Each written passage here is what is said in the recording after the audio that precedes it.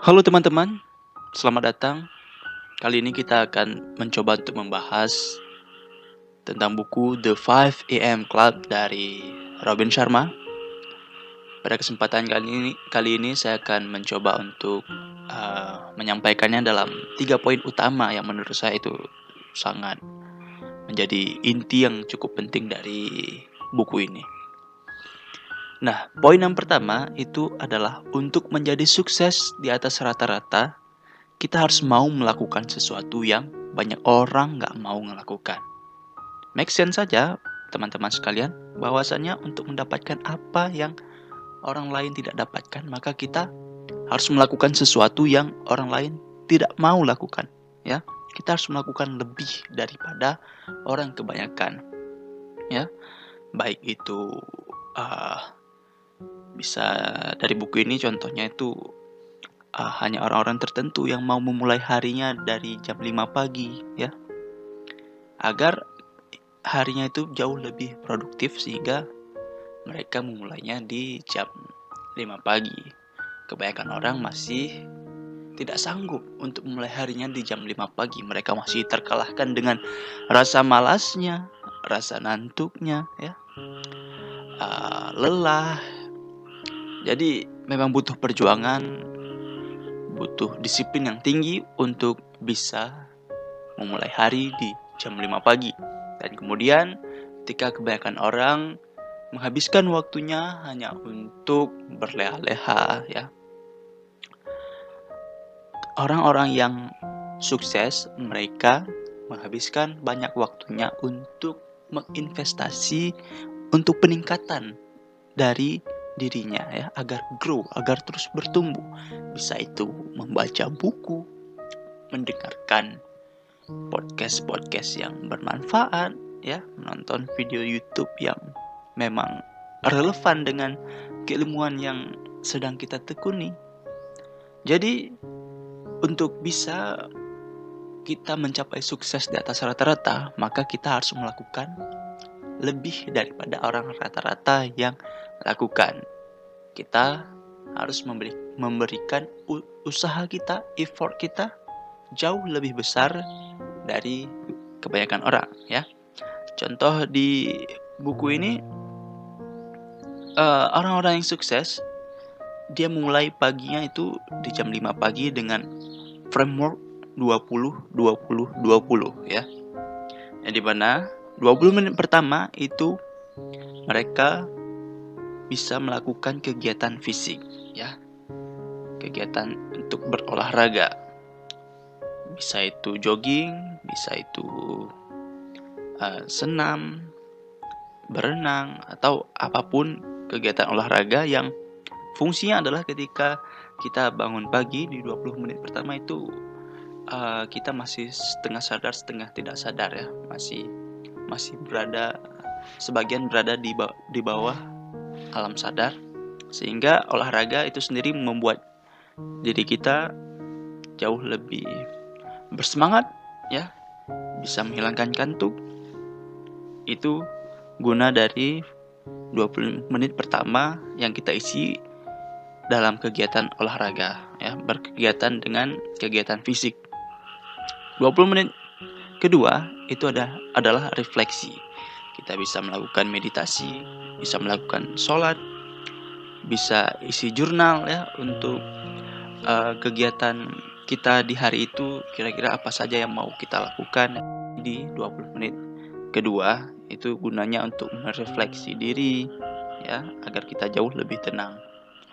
20 menit selanjutnya atau 20 menit ketiga itu adalah waktu kita untuk bertumbuh, teman-teman.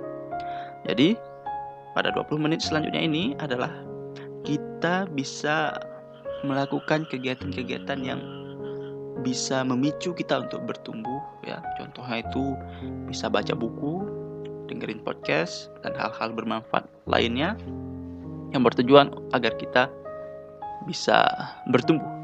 Istilahnya itu adalah investasi leher ke atas, atau apapun yang bidang yang Anda sedang tekuni, Anda harus melakukan sesuatu agar Anda bertumbuh.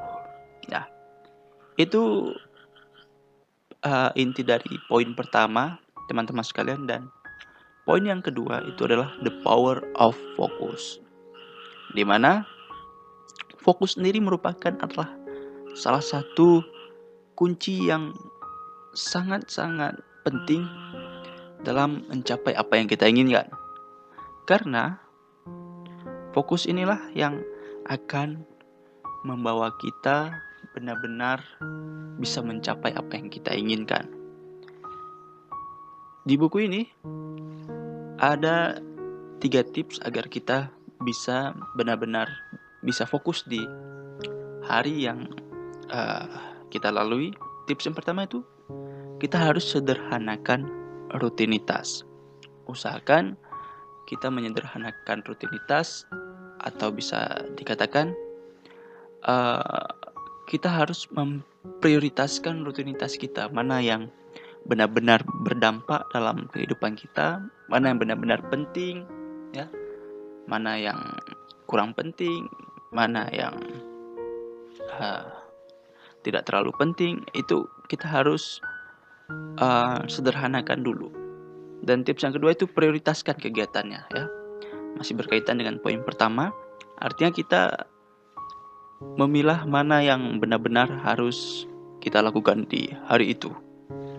Yang menjadikan prioritas kita lakukan lebih awal, kita selesaikan lebih awal. Tips yang ketiga itu adalah melakukan 60-10, ya. 60 menit kita kerja, 10 menit istirahat. Dan pastikan ketika 60 menit kita bekerja itu tanpa ada distraksi, tanpa ngecek notifikasi, tanpa scroll sosial media, ya, tanpa kegiatan-kegiatan yang bisa menghambat Anda dalam kegiatan Anda di hari itu. Nah, setelah Anda mengerjakannya selama 60 menit, kemudian 10 menit istirahat. Di 10 menit istirahat itu Anda bisa ngecek notifikasi, bisa balas WhatsApp teman Anda atau siapapun, bisa scroll sosial media untuk referensi Anda. Itu bisa dilakukan setelah Anda melakukan 60 menit kerja dan 10 menit istirahat.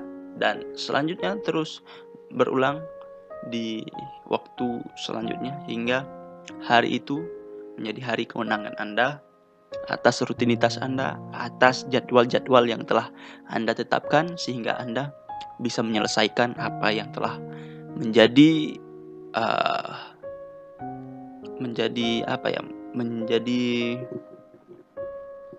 schedule Anda di hari itu, ya. Dan yang ketiga, poin yang ketiga ini adalah teknik tim impian. Serahkan segala sesuatu pada ahlinya, ya. Jadi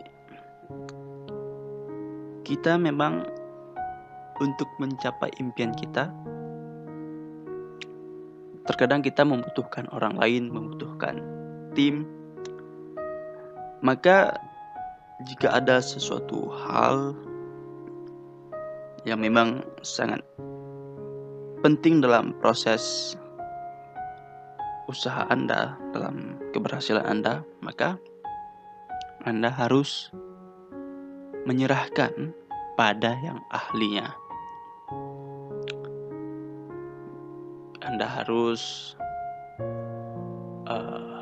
merekrut orang yang tepat di bagian yang tepat agar memberikan hasil yang tepat pula di usaha Anda. Selanjutnya itu bertumbuh bareng-bareng, ya.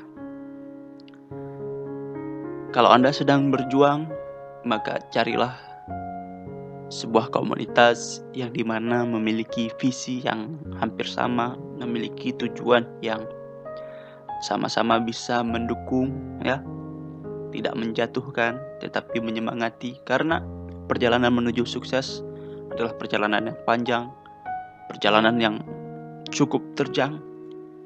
Terkadang seringkali kita kehabisan tenaga, kehabisan semangat. Maka kita membutuhkan orang-orang yang sefrekuensi, orang-orang yang bisa mengangkat kita saat kita sedang dalam keadaan mood yang tidak terlalu baik, maka solusinya adalah mencari orang-orang yang memang memiliki frekuensi yang sama, ya. Jika Anda telah mencobanya tetapi tidak menemukannya di dunia nyata, sekarang ini perkembangan teknologi sudah sangat pesat. Anda bisa mengikuti sosial media pada orang-orang yang menurut Anda sukses dan menurut Anda ingin menjadi seperti mereka. Anda bisa mendengarkan YouTube-nya, Anda bisa belajar dari buku-bukunya. Itu sudah sangat membantu karena saya sendiri pun awalnya seperti itu, ya. Dikarenakan mungkin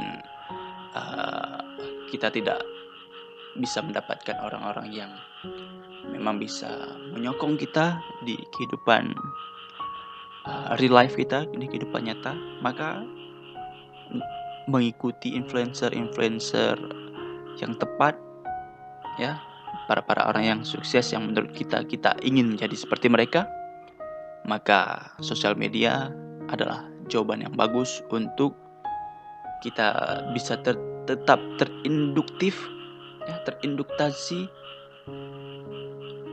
dari orang-orang yang sukses ini. Nah, teman-teman, begitu yang bisa saya sampaikan di kesempatan kali ini. Terima kasih.